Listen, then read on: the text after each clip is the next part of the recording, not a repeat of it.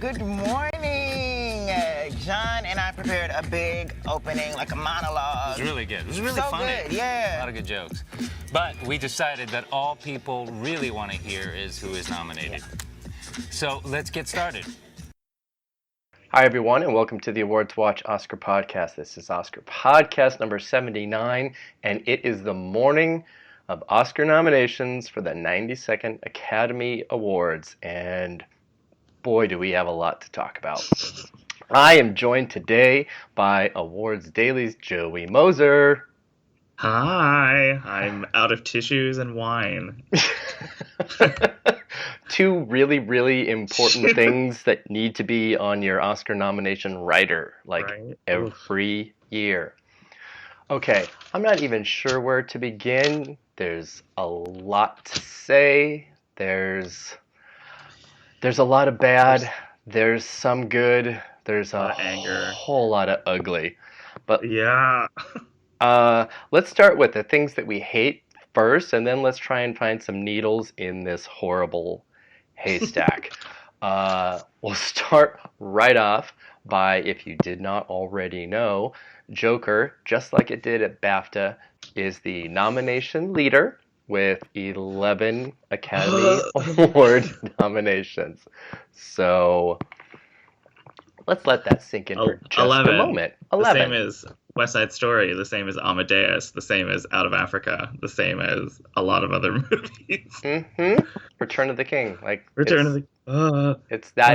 the territory. It's done. It's in the history books. It will never not be that.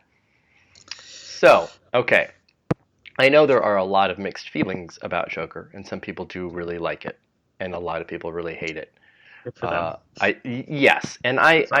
I can definitely see elements about it that are great. Some technical elements that are great. It's kind of alarming and disturbing the path that the Academy seems to be going down after last year, and this sort of feels a little bit like it too. At least just speaking, Joker specific, as we'll get into some of these acting atrocities in a bit. But it's strange because the membership has expanded immensely by thousands of members, and every year that happened, as we watch the Oscars and do our predictions, and the people like us that do what we do kind of looked at that as, oh wow, all right, we're going to see some substantial change in the kind of nominations that we see, the kind of representation that we see, and the opposite is happening. The opposite. Joey, I want to throw to you. Is there anything that you can think of as to why that might be happening? Well, I have to say it was a good day for white men. I guess good for you. Finally, they are having their moment. Good for you guys. I had sort of told myself, I had to tell myself this a couple of times when I was doing my nominations, where I kept thinking of those stories all the time where, you hear, the people that are invited, a lot of women, a lot of people of color across the board, across different branches, different areas of the Academy. So they're, it's very prominent, that narrative of them infusing new blood into it. And I sort of feel like at the end of the day, especially with last year and with these nominations, I feel like predicting maybe ultimately is sort of lesson that you sort of have to tell yourself is you sort of have to remember how your grandpa from Montana would vote. No disrespect to, people in Montana. But if you think about the movies that are nominated or the movies that are represented here, they're all old school. They're all, not all, but, it's, Ford v Ferrari got in. That's a dad movie. Like, your dad might like Once Upon a Time in Hollywood. Your dad certainly, if he ever figures out how to turn on Netflix onto his TV, he loves The Irishman. Yeah, was this not like the year of the dad movie or what? It was the dad movie year. Yeah, thank God you're I there's something mean, to talk about with your father. it's a lot this year. Yeah, and the only movie that is in the Best Picture lineup that I would even say features any women. I guess you can sort of make an argument for Marriage Story, depending on how you fall on who Marriage Story follows or sides with. I mean, the only thing is Little Women. Um, and so I don't really know why that is. Like if just a couple years ago we had like Moonlight and we had great nominees in a lot of categories, and I don't know if it feeds into that sort of narrative where people need to defend what they like, if that makes any sense. Yeah. You know how like we see narratives on TV shows and movies now all the time, whether it be serious or satirical, about how some people feel like they have to defend their things, or maybe it's simply a response to the crafts, because people were talking about how much they like the crafts. I agree that I could see how something like this could get a nomination across the board, or it's just so disheartening. It's sort of like I never ever want to hear some crybaby whiny mofo talk about how like, oh, no one takes comic book movies seriously. All bets are off, bitches. Like, I don't care. Well, here's the weird thing about that, and the Academy does this almost like it's a tradition. When something or someone or a group of people or type of person has not gotten Oscar attention, once they're given it, it's almost like the Academy feels like they have done their job, and that's that. I feel that's one of the reasons why we've had so few female directors and one winner, and it's the kind of thing where it's like, I mean, Moonlight is still going to always be one of my favorite wins ever, probably my favorite win ever. Mm-hmm. But I don't even know how long it's going to be before we see another Best Picture winner that is either black led, like that is, or specifically LGBTQ. Because there's just this feeling of, okay, we did it. We can go back to the way that we used to do things now. Can you just be happy with the crumbs that we've given you? Do you feel like it also has something to do with, I mean, there's obviously a divide. We learned this last year more pointedly about how there's a difference in what, quote, I'm using quotes here, like what film Twitter thinks and what the Academy thinks. That is obvious from like what last year, whatever that went down. Do you think there is sort of an element of people were so negative about Joker and its release that people think you're not going to tell me what to vote for, you're not going to tell me what to like? If it was an anomaly, maybe. But between last year and this year, I mean, it's a film that has hit across multiple bodies of all that are not connected. So I don't want to. No, I'm not sure. I don't want to say that because I don't think if they wanted to vote for it, they voted for it. That's true. Period.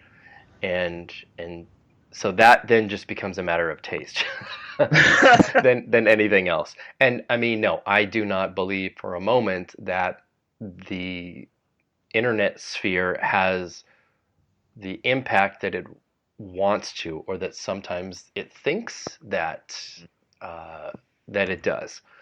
I think there are elements that can, but not really when we're talking about award stuff. I just don't.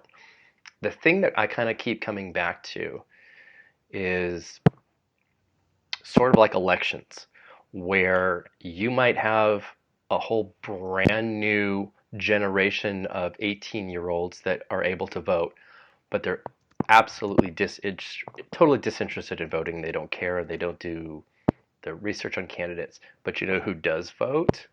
People over 65 that have nothing to do and vote every single year with total like clockwork. That's what happens here too. So I think what we're seeing is a bit of pushback, yes, from the winners like Shape of Water and Moonlight. But in a way that I think people weren't really expecting, because we were so focused on this expanded academy with all these fantastic international members and all of that. But it's not doing what I think we thought that it would do. So here we are. Okay. I mean, the one thing that I'll say about, I guess the one nomination that I like from the 11 is probably the one that everyone else likes is score. I actually liked the score. That's the only thing of the movie that I liked. I love the score. I like the score. We're still talking about Joker, by the way. Yes. Hildur, I don't know how to pronounce her last name, so I won't try. I mean, women in that. What? I think it's Gunadottir. Okay. So, yeah. There we go. I don't know. I love her score. A woman has been nominated since 2016. She could be only the fourth woman to win. I don't think even one of the winners from the mid-90s, I don't think Rachel Portman would have had her Oscar if they didn't split. That was one of those weird score split years. Or Anne Dudley, and that was that was the end of it right there. Because that was the last year when Anne Dudley won. That was a split year when they did comedy scores and drama scores. And since it's just been by itself, there have not been any female winners. I wonder why. What do you think when they did those split year presentations, what do you think the Joker dance sequence would have been like? You know, like when they had them do interpretive dance to all the original score nominees. What do you think that would be like? It would just be I think bathroom scene. I think it would have I think it would have been like 24 dancers dressed as Jokers, all like doing that. And it would have been worse than like the Crash original song interpretive dance. So. Oof. Yes. Anyway, but let's go back to that Joker score, which is really good. And she just won the Golden Globe and Critics' Choice, so she's kind of taken a whole lot of thunder from Thomas Newman, who is now a 15-time nominee. Oh my God. Who's going up against his cousin Randy, and like he really needed another obstacle. I know, right? But I'll say this: he's certainly nominated in the strongest film probably that he's ever been a part of. Yes. So I do think that can help him, and we have seen a couple of instances in the last few years where multi-nominated, never won craftspeople are finally winning. Doesn't mean it's going to. There are people that have gotten 24 or a dozen, 14, 15 nominations and then died that way. So, oh God. I don't know. I'm kind of hoping that maybe I remember when that narrative started for Thomas Newman, and it was there, and I feel like people sort of like forgot about it because nobody was seeing the movie yet. Yeah. And now the movie's out and people are talking about it, and I think the score from that movie from 1917 is really great. But yeah, I don't know if anything could stop her right now because she's one of the consistent winners there. She'll probably win BAFTA. Mm-hmm. And at that point, it would be really difficult to dismiss her. She's also won other like Hollywood, music and media, and the composer and lyricist. So this isn't like some left field, weird thing. This isn't the Red Violin, beating American Beauty. And it helps that she's with all the Chernobyl stuff too. I mean, Hmm. if people don't know who she is, you're like, oh, she's the one who did the score for Chernobyl. Oh, I like her. So Yes, talk and about and freaking you know, momentum. again, any conversation we're having around this does not discount the quality of the score that we both really, really like. It's if she wins and when she wins, it will be actually a historic win, and it will be something that I absolutely will love and will celebrate. I also think that sometimes, and maybe we'll get into this in a little bit too, um, voters are going to be able to look at this and see that, maybe the women filmmakers that they were hoping were going to get in didn't, Mm, and this is an opportunity to reward a woman in one of the few ways that they are able to, that's true. Yeah, I didn't think about that. which is something that is going to, I mean, at this point now, basically lock Greta Gerwig for adapted screenplay, I think. I think I honestly thought that she was more of a sure thing. I mean, obviously for nominations, but I think that that's only going to help her win. She was in my number one spot for like the last while, so I think it's hers to lose right now. Yeah, I was holding off on it, but the box office success has been tremendous, and it has, you know, other nominations, so it's not totally weird or random. So it'll kind of be like, I don't know, like Call Me by Your Name winning or something, Hmm. which is good, which is fine, but it's still frustrating. And now that we are on this track of female filmmakers, and I think that's where we can kind of go right into, because the two biggest issues outside of how much Joker getting 11 is crazy, that erupted from this morning was the lack of female filmmakers and no women directors nominated again, and people of color in the acting categories. So that's the focus and the attention that Yeah. is going to be put on this. And again, like, it's not like some Academy readers won't see and read the response to it. They will see that, and they will either push back on it, or we'll get you know those things from Hollywood Reporter, Yeah. the honest voter things that are just going to be Mhm. like, well, if women made better movies, we'd nominate them, Oh, because that's the kind of thing that people are going to say in in anonymity yeah. all the time. God. But And I don't know, and I feel like that sort of narrative has always sort of been there for like this, at least obviously this whole season, because like there weren't any female directors at the Golden Globes. Like it's sort of like something that everyone has been keeping their eye on too. Like, is this awards body going to, you know, take a step and reward something that is worthy, that is directed by a woman? And it hasn't been really been brought up this whole season. Like, it didn't happen at the Golden Globes, didn't happen at DGA, it didn't happen here. yeah, I I think some of the conversation that happens around this, and I was thinking about this again this morning, is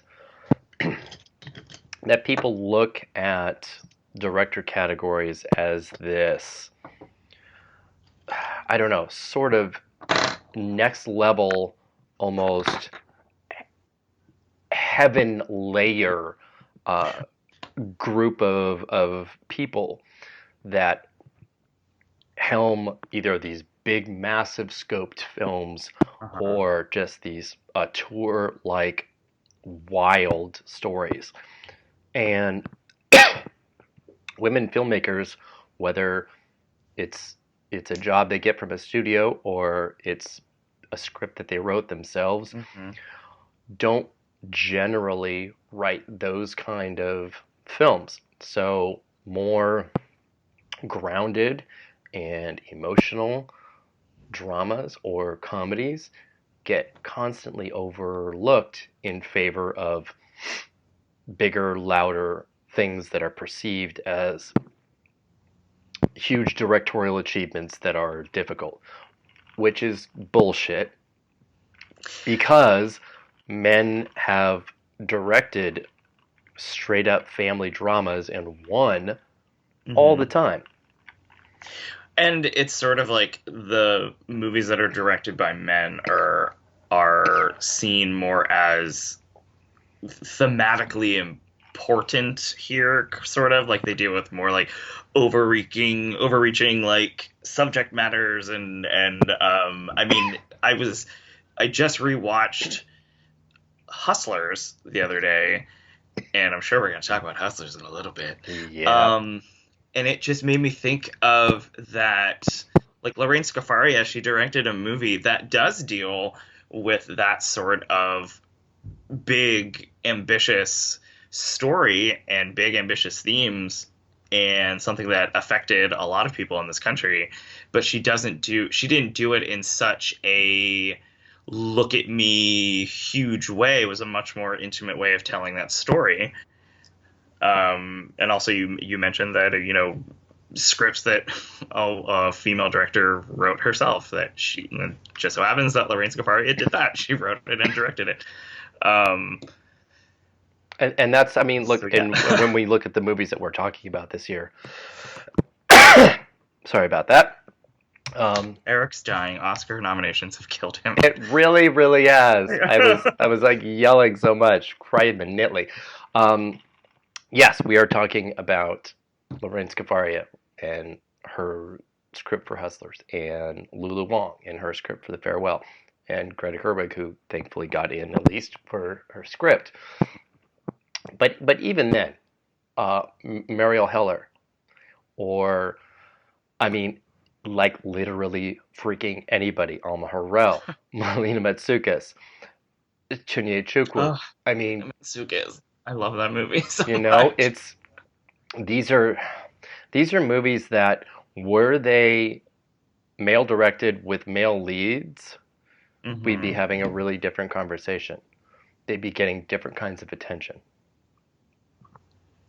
It's something like if Queen and Slim were directed by a man, say Jordan Peele, or F. Gary Gray, or somebody. Yes, yeah, somebody who may have had a history of the Oscars. Like, that movie would be at least part of the conversation. Like, movies like, I wish something like Honey Boy or Shia LaBeouf would have had a better chance, but it just sort of felt like, especially this year, it just sort of feels like the movies that are directed by women are, have to work 12 times as hard and they don't get anything. But I mean, wow, it's almost like women in real life. It's almost like, oh my God. It's just like, it's like this. I mean, this was such a great year for movies directed by women, and it's just really freaking disheartening. It's just like, God. It is, but it will reflect how things are for women in this country in any field, period. Yeah, that's true. It doesn't matter that it's coastal elite movie making. Oh, yeah, no. Yes, anyway. Okay, let's move over to the acting categories, which is a total shit show. And here's something that I was just thinking about as well, too. There are only 5 first-time nominees among the 20, which is a really, really low number. Yeah. And yeah, just 5. And what that speaks to, and especially in supporting actress, which we'll get to in just a second, is this comfort level safety net with what is familiar and versus something that's new. And again, this is an incredibly regressive behavior to do this. And so let's jump right into supporting actress, where one of the biggest examples of that exists. And because they did the nominees in alphabetical order today, we knew exactly what was happening right off the bat, because Kathy Bates was the first name announced, and I knew in that moment that Jennifer Lopez was being snubbed. That was, and it doesn't. That was like the shittiest way to start off the morning. Like, it was the first category that was announced, first name, and it was a. I mean, I didn't think anything was. I thought Jennifer Lopez was so safe.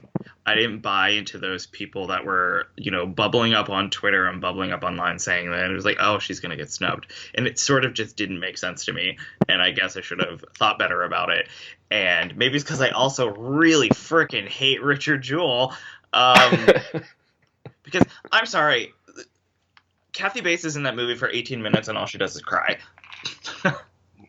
Yeah, but she has that microphone moment, so Well, yeah, good for her. She came in with just a Golden Globe nomination. That's it, and here she is with another Oscar nomination after 15 years. What was her last nomination about, Schmidt? 2002, right? Jesus. Yeah. Yeah. That was the Catherine Zeta-Jones year. Because she looked confused when Sean Connery said Catherine. That was terrible. That was awful. But I'm sure Kathy Bates was not expecting this, for sure. No. And I'd be really curious to hear what her response is. I haven't seen a reaction yet. I doubt she's even awake yet. Hold on. I think she might have actually. I'll look it up. I'll have to look it up and see. Yeah. But yeah, so I mean, that was an example of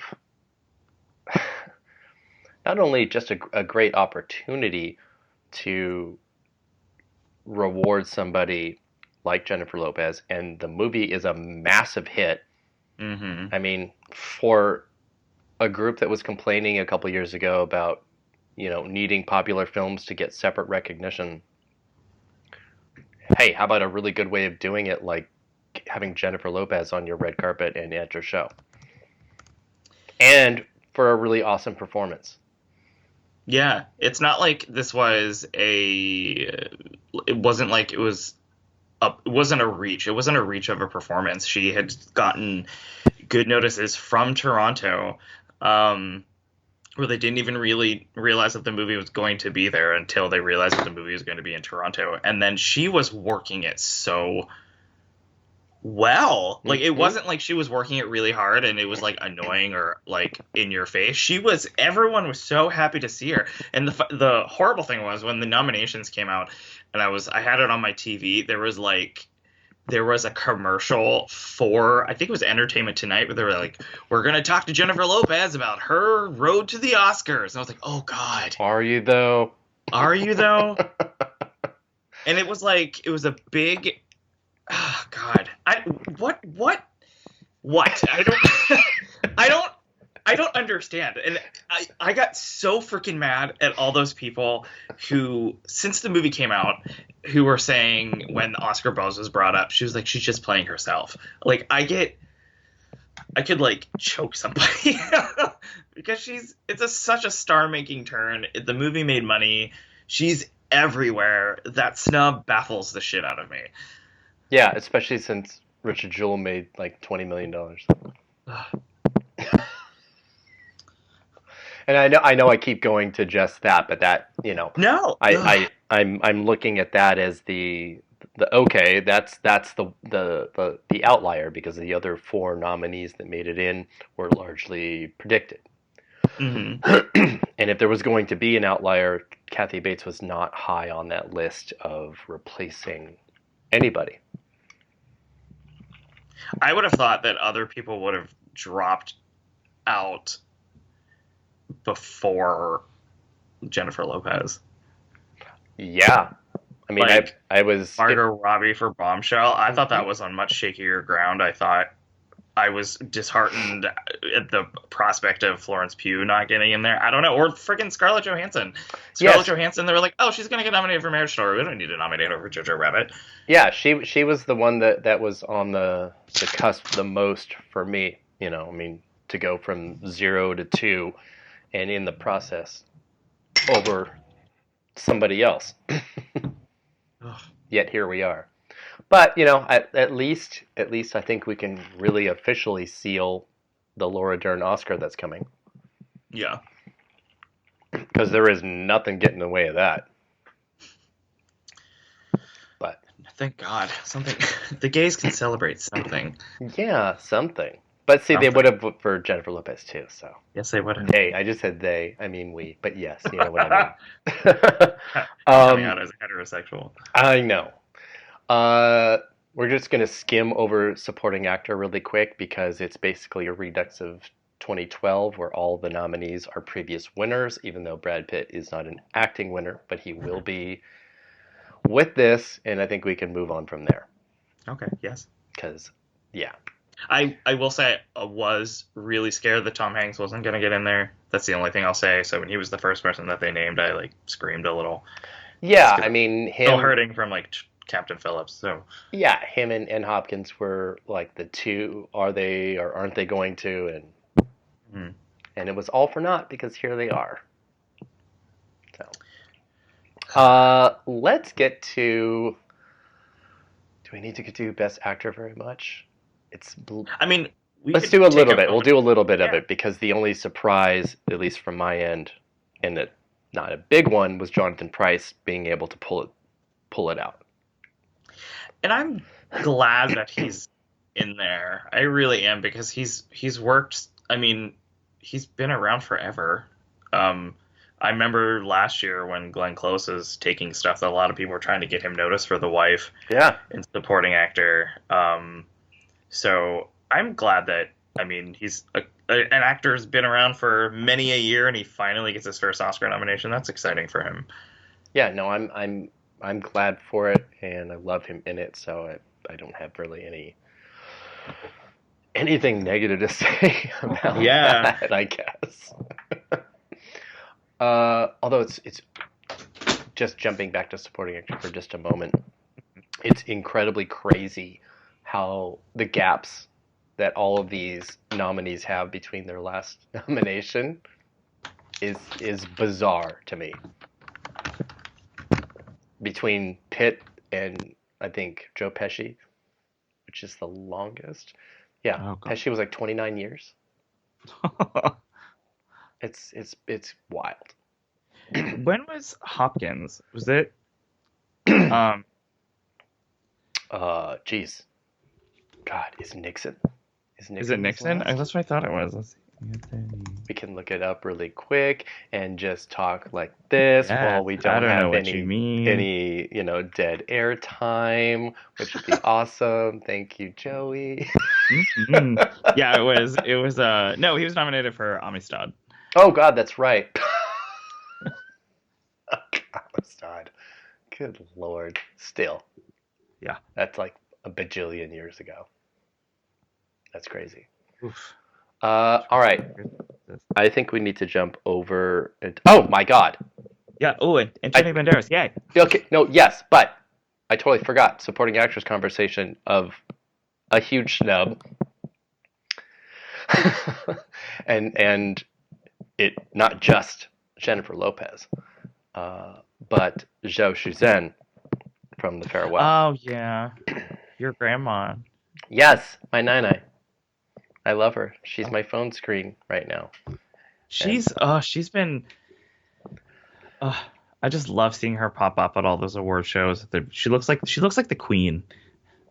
Yeah, she has a very regal presence, but in reality, like in person, is as humble and kind as possible.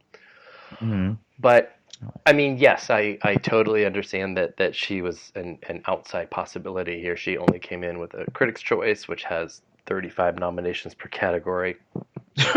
So yes, it would have had to been something that the the acting branch of the Academy said, okay, we really want this to happen.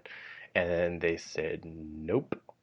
And actually, they pretty much did that with all of A24. I can't even think of the last time they've had such a bad run. There's a lot of good movies this year too. Like what is the? I mean, they only got what, The Lighthouse for cinematography? Yeah, It sucks. Oh yeah, I mean, crazy. nothing for Uncut Gems. Nope, nothing Uncut Gems, nothing for Waves, nothing for The Farewell. Nothing for Midsummer. Yeah, no kidding.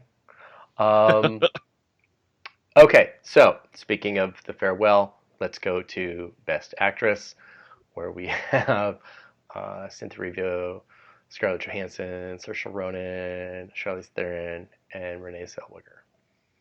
And obviously, Erivo is the first timer here. And earlier in the year, I had her like, "Hey, she's totally number one. She's gonna win. This is easy." I remember that. Yeah. She's like, she's playing Harriet Tubman. Are you guys? Is this ridiculous? It's Focus Features. They can do this. And even though the film was a modest hit, because it was, I think, a $17 million production and made over 40, that's pretty good. That was enough to be like, okay, they can carry this across the finish line pretty easily. But as time kept going on, she became a little weaker, and it didn't matter once Renee Zellweger exploded, and that was kind of all of the oxygen in the Best Actress race. But the thing that people weren't really counting on, I don't think anyway, is Lupita Nyong'o being such an absolute powerhouse. Wow. Those, like, I was just, for our like fantasy Oscar thing that we do for like me, Clarence, and Megan on our podcast. Megan has Lupita Nyong'o, and I've been sort of just tabulating everything because I was just really behind. She's been hitting like every single freaking thing. Yeah. And I had actually wondered because I mean, I predicted Lupita Nyong'o. I think a lot of people did. And it was sort of like a lot of people sort of just was like, oh, it's a horror movie. It's not going to get nominated. Like, I feel like maybe the genre bias got in there a little bit, and her not getting in there is really, really disturbing. The fact that the only woman of color that is nominated is a person who's playing a slave. Again. Yes. That's like the only thing. Like, oh, it's like, we'll nominate you if your character suffers. Yeah, that's fine. Had Awkwafina been able to make it in here, she'd be the first Asian nominee in this category since 1936. It's the weight of the awfulness of the fact that there is only one non-white nominee of 20 it's horrifying. There is no other way to describe it, and you can't continue to make the case that the Oscars are a meritocracy when 19 of your 20 acting nominees are white. You cannot make that argument. Period. It's awful. I think, yes, there's a small amount of genre bias with us, but there is tons of genre bias that is overcome all the time. And sometimes they get 11 Oscar nominations. So don't tell me that Lupita Nyong'o couldn't get in because of genre bias when Joaquin Phoenix played a fucking murderous clown. Don't tell me that. It's bullshit. It's a bullshit argument. And I think it's like really, like, watch the movie. That's like an actor's dream. In that she gets to play two parts. Like, it's such a showcase for her. It's disgusting that she's not in there. Yeah, it's awful, and it's like regressive. And it's like, you know, one of the best actresses of her generation. Again, she won her Oscar for playing a slave. It's sort of like saying we only want to hear from you when you do this, and it's 2020. It's come on, like you have 20 slots to fill. It's makes no fucking sense. Yeah. Jacqueline Coley at Rotten Tomatoes re-upped a fantastic thread from before that she had done about the history of black actresses and the Academy and the types of roles that are I saw that get nominations and wins. And I really encourage everybody to look at it, because it is maids, slaves, abused wives, Ruby Dee, mom of a gangster. It's this is the Academy commodifying pain and history in a way that does not allow black actresses to break out in roles that they can be recognized in, but instead completely pigeonholes them, where if you are not playing a drug addict or somebody poor or a maid or a slave, then you don't have a place at the table at the Oscars. And it is something that has been in the entire 92 years of the Oscars. So it's like the boxing of characters and performers, and it just doesn't make sense. I don't. Well, I mean, again, and this is a part of, just like we were talking about earlier with female directors, this is about opportunities that are given and roles that are given and written. And even when it's not, like Alfre Woodard in Clemency, those performances get ignored. And there are plenty of examples of very, very small, underseen films being able to have passion votes push them through to nominations. It happens all the time. So again, you can't say that isn't the case. Or even timing. That was a December 27th release, which is awful. Yeah. But there were a handful of movies that were Christmas releases as well. God, I wish she was in there. You have to seek it out. You have to find it out. You can't just look at the top of your screener pile and go, okay, this is what I'll watch. Period. Especially if it's something that we've, has been named however many times. Like, you need to look for stuff that people aren't talking about, because then, I mean, if you look for stuff and you watch it and you like it and you nominate it, like, that's a way of pushing stuff out there. It's just like, I am heartbroken that Alfre Woodard wasn't a much bigger presence this whole season. And she went, where did Clemency debut? Debuted at Sundance. It's not like no one had heard of that movie. Not just that, it was able to hit so many fall festivals. She had tributes. She had everything. Visibility was there. Yeah. People just did not go, yes, I would like to see a story about a black female warden of a prison. When I got that screener, it's the first thing I put in. I was like, I need to watch this movie, because yeah, she's amazing. She's phenomenal in it. Yeah. But I mean, there are, again, a handful of fantastic performances from women of color this year as well that are just consistently ignored. And here we are at the end of this nomination season, and they will continue to be. And I'm glad, and I'm always hopeful that female filmmakers are not discouraged by it, I guess, as much as we might be. Um, because they are changing. I was just talking to, let's just say, one of the snubbed female filmmakers this morning. Oh. And yes, she was upset about it because it feels like it's the same stories and same conversations over and over again. And the progress, although it's happening, is slower than it needs to be for real impact to happen. Mm-hmm. But she's still not discouraged, and it's a good thing. It's a good thing to not be discouraged by the constant door closing in your face. But I mean, anybody that is a part of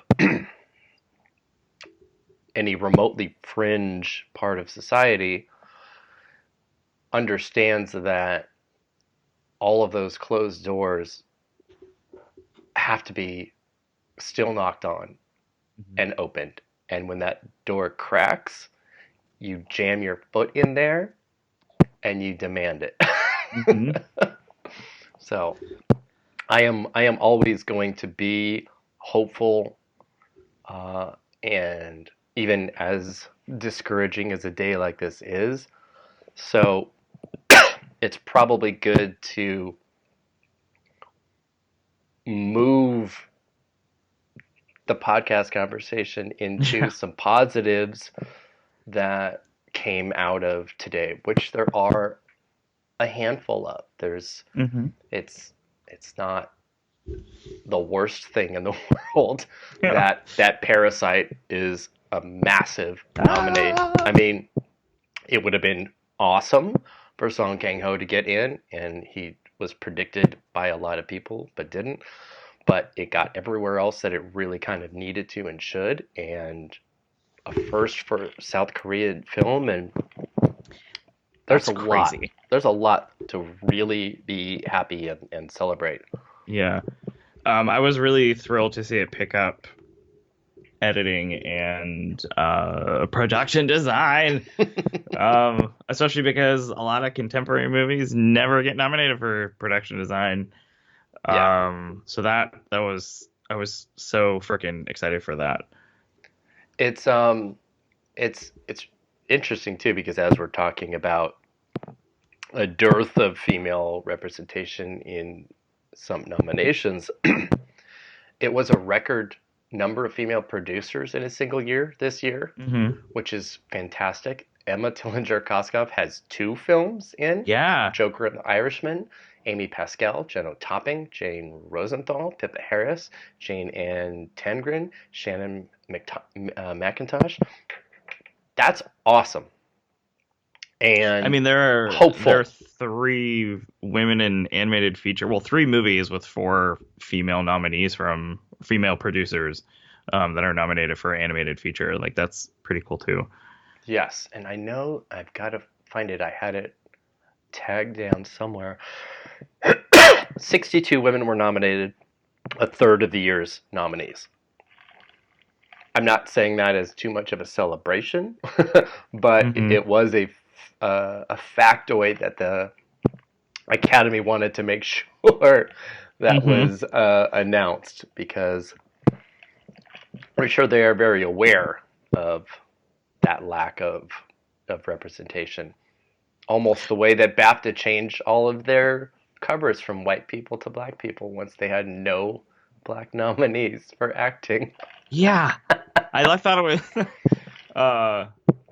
God, what was the I distinctly remember, like, an hour after the nominations came out, they were just like, but there are more women nominated than ever. And I was the page went from the picture of Libby Coleman and Gary Oldman to like Viola Davis, and it was like, oh, okay, sure. I was like, oh, okay. I see you. Anyway, but you to that. we're concentrating on the positive. On the positive. Well, so what were some of the things that you were really excited for? Besides Parasite, because I freaking love that movie. I was super excited about. And we just talked about Best Actor. I was worried. I was terrified about Antonio Banderas, but I'm thrilled that he got in there. I'm really excited for Missing Link. Everyone's probably sick and tired of me like really loving that movie. I know, me love too. That movie. But I'm so glad it got in there. Sorry, Frozen. Not sorry. Not sorry. And there's a lot of like short films and documentaries that I was really excited about that I wasn't expecting to be really excited about. I'm a little bummed that a short film called Miller and Son, which I saw here in upstate New York, about a trans woman trying to live a dual life, that didn't get in for live action short, but there's a really good short in there called The Neighbor's Window that I really liked. I was freaking like Hair Love, an animated short. Oh my god, that was so great. I was an early donator to the original Kickstarter, and I'm friends with Matthew Cherry, and this has been such a great journey for him. I love him so much. He just tweeted himself from 2012 saying, "I'm going to be nominated for an Oscar one day." And I'm like, "Yes, you are, sir." Yeah. So, I mean, Hair Love is wonderful. That's great. I'm so glad that it's here. Yeah. And, you know, the short films, especially in the last couple of years, there's really been an effort to get those out to a wider audience, which I really enjoy. So I'm super excited for that to get out and a lot of people to see it. And those do really well. They do. Yeah. When they do that road show. Yeah. It's like a lot of people, you know, it's something that people want to catch up with. They want to, they want to be the people that see all the nominated everything. So, and I guess maybe the last thing I'll say that I was super excited about, there's a doc short called Walk Run Cha Cha, directed by Laura Nix. It's this really lovely short film. It's available on the New York Times website about a couple who, have been together forever. They were sort of separated by, the Vietnam War, and they're sort of trying to live their life with a bit of like romance and then they're trying to keep that connection alive. And I just think that's a beautiful, lovely documentary that I hope a lot of people seek out and really see. It's available online. You guys have no excuse. There you go. But yes, if you can, and the roadshow comes to your theater, go see all the shorts together. It's a lot of fun. I love it. And they're not all super, super depressing this year, so yay! Yeah, it's not about like all kids dying this year like last year, because what the fuck was that? There was one that was on the short list called Little Hands. It didn't get. I don't think it got in. No, it didn't. It was the first one that I watched. I was like, all right, they're not all going to be about children in peril. And the first one was about a child that gets kidnapped. I was like, fuck, no. What is happening? So yeah, I think it was like reactionary from last year. Yeah. I have a couple of favorites. Yeah, what did you like? One is Corpus Christi making it in. And it's mostly to kind of just like toot my own horn a little bit, because it was such a small film, and my reviewer Mina Takla loved it and gave it a really great review, and there were very, very few reviews of the film out of like 2 reviews, like us and Hollywood Reporter. That's it. Nobody was reviewing it. And so it was very much a little movie that could, and I'm really glad that it's here.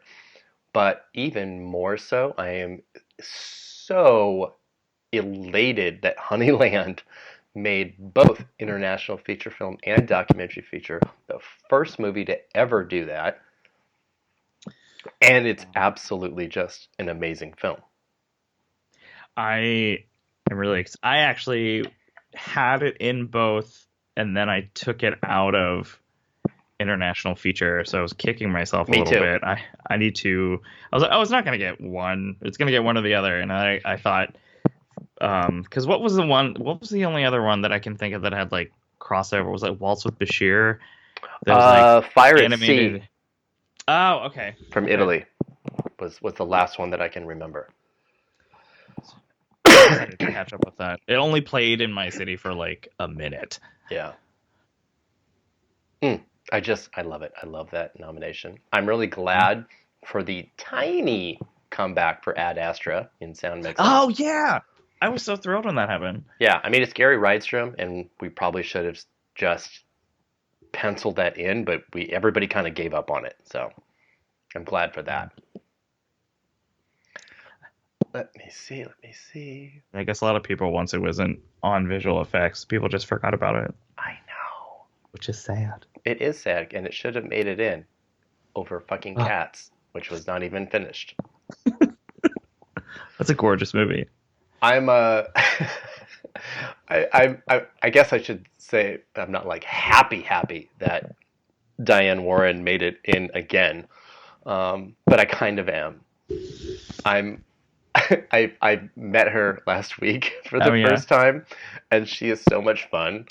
She seems really cool. She is really cool, and she's a badass, and she's just like, she is always campaigning, like always. If it was, she's like, she took my phone. She's like, I'm putting my phone number in here, so I want you to text me your predictions when you make them, and it was hilarious. It was so funny. She's great, and I love that she's in, and I'm glad that I predict her. As much as I am disgusted that Wild Rose and Glasgow did not make it in here, but broke my heart. Poor Mary Steenburgen. She has an Oscar. She'll be okay. I know, but it would have been really awesome. Yeah. But anyway, positive. I was kind of hoping that Jessie Buckley would have performed because I love her. Yeah, that would be pretty cool. Yeah. But we won't see that. We won't see Beyonce. So there we go. I'm actually somebody that really loved Jojo Rabbit, so I'm really glad for everything that it got. I love it. I love that movie so much. I love Ford v Ferrari. It's totally a movie that does not target me as a demographic in any way. Right. But I loved every single second of it. I am as upset as I am that Lulu Wang did not get in for The Farewell in original screenplay. I'm extremely happy for Christy Wilson Cairns getting in. Mm-hmm. She is also so much fun. She is a pisser to talk to. Oh my God, she is so funny. I love her. And this is a great like moment for her to have this. So I'm excited for her. But you know, and I didn't know because I just saw 1917 this past week. I didn't know the connection. I mean, this doesn't really. I didn't know that it was so personal. Mm-hmm. So I think it's really cool that Sam Mendes like had somebody else, co-write the script with him. That that was a really cool nomination. Well, and they came up together with Penny Dreadful, so it was a relationship that he really kind of trusted her style and her writing, and she is a huge World War I buff and history buff, so it was a totally perfect marriage of writers for that to happen. Let's see. What else am I happy about? Well, I guess same category, Knives Out. I don't know if that's really a surprise, but yeah. I think everybody likes that movie. Do you not like that movie? Oh, no, I liked it a lot. Oh, okay. But this nomination kind of makes a whole lot of sense. It was like, okay, it's a huge hit, and it made PGA, but it's not going to make Best Picture, so it's going into screenplay, which is pretty common. But I'm glad. I'm glad for Rian Johnson. He's also like a super, super nice guy. And there are fewer like people in the industry that are so willing and love to talk to not just fans, but just people that are, respectful of work. I'll say that. Yeah, he's always so thrilled to talk about stuff, even if it's not necessarily his movie. Mm-hmm. Like. Oh, I like reading stuff from him where he just likes talking about movies and other stuff.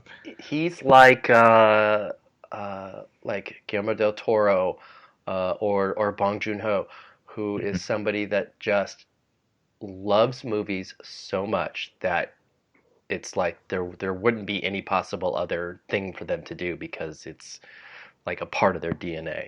Mm-hmm. Mm-mm-mm. That's funny that you bring up Ford v Ferrari. Not to jump back for a second, but I was dreading watching that movie because I thought there's nothing for me in that movie.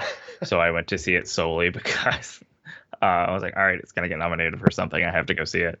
And about like 3/4 of the way, I was like, I'm on the edge of my seat. Holy shit, I'm on the edge of my seat. How did that happen? What's going on? And I actually really, really love that movie. And yeah, I loved all the performances. I think Christian Bale's fantastic. Matt Damon is fine. It's a very Matt Damon role. There's not a whole lot that's like super challenging, but he's really good. Mhm. Tracy Letts is amazing in it. I mean, like ridiculously amazing. All he has to do is cry, and that's fine. Yeah. And Hilarious. although I love so much that if you haven't seen the movie, when they have that part in the trailer, you know, where he cries at the end of that race, it cuts right before, like, I guess the really good part of why he's crying. And it's such a great moment. Because in the trailer, you're like, it's funny and he's, but it's not what you think that it is when you see it. Yeah. And I'm totally obsessed with Noah Jupe because that kid is Oh my god. a maniac. He's amazing. I want him in everything forever. He's great. I saw Ford v Ferrari and Honey Boy within like 72 hours of each other, and I was like, it was that kid knocked me flat. Yeah, I was just like, holy shit, this kid's amazing. he's awesome.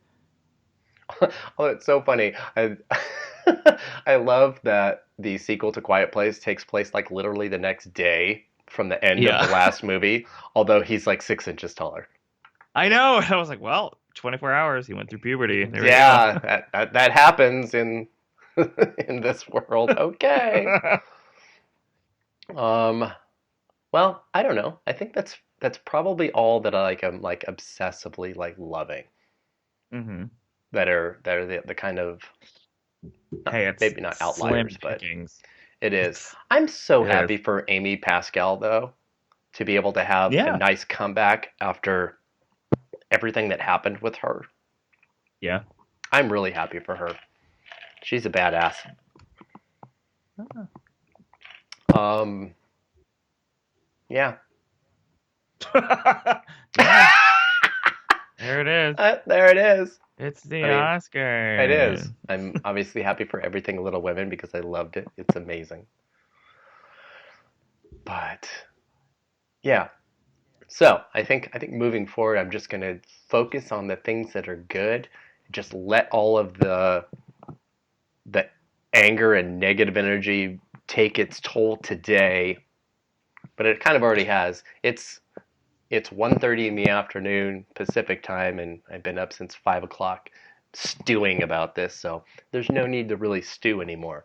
And I will just kind of take the advice and listen to my friend to not be discouraged, and that progress is always like this sort of corkscrew loop where it goes forward and then back and then forward and then back, and it's moving. It just might not be at the pace that we want it to move. Yeah, Mike, maybe this year sucks, and maybe next year will be really, really awesome. I was just thinking, like, I sort of hated how, because I was like, this is the worst nominations that I could think of, and I was like, I need to find something positive to latch onto. There's a ton that's positive. There's a ton. I mean, yeah, there is a ton that's positive. I feel like, I mean, I'm amping for Parasite something. Just do something. Yes. Bong Joon-ho, really excellent chance of winning Best Director.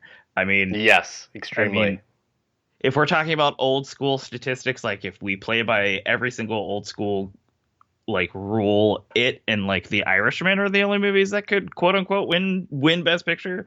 You know, it hit every single thing that it needs to hit. Well, I think Once Upon a Time has a better chance than Irishman, but yeah. Yeah, that editing mess was strange. Yes, that was. I know a few people that called it, Yeah. but I was not quite ready to pull that trigger. But yes, you're right. If we're gonna lock on to editing, then that puts Parasite and Irishman and Joker really really kind of in that final three, which means I have to get my winner prediction charts up like today. Oh God, you're never gonna sleep ever again. It's whatever. Yeah. I It's don't. whatever. Who needs sleep? Who needs sleep? The Joker led the nominations. Who needs sleep? The world is upside down. It is. I don't sleep during January and most of December anyway, so it's what And this condensed season, there's no time, Eric. There's no time. there really is no time. There is none. But anyway, okay. Do we have any final parting thoughts of this morning to leave listeners with? Just go see Parasite and Jojo Rabbit and Once Upon a Time in Hollywood. If you've seen them already, just watch them again. That's There you go. everything will be okay. I hope everything will be okay. I mean, I've been on a ledge since 8:17 this morning, so so just you do what you find something to focus on that you love and just hold on to that for dear effing life, because we don't know what's gonna happen. Exactly. And I'll just say, unlike elections, the Oscars are every year, so we don't have to wait 4 years for some kind of giant change and hope for something better. We can do that every single year. Yes, we can. We can. Joey, thank you so much for joining me today. Thank you for having me. Absolutely. I think it's happy hour now, which Yeah. on Oscar nomination day is every hour. Yeah. So, yes, let's raise some glasses to each other there and celebrate the good of the morning that there was. Yeah. Yeah. All right. Thank you everybody for listening. Bye-bye.